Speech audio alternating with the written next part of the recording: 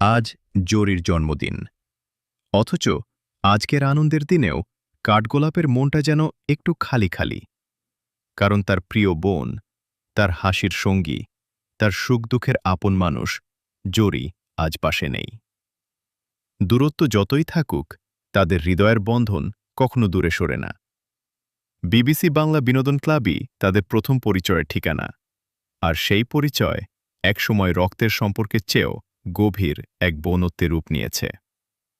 আজ ক্লাবের প্রতিটি আড্ডা, প্রতিটি হাসি, প্রতিটি স্মৃতিতে জরির উপস্থিতি অনুভব করছে কাঠগোলাপ।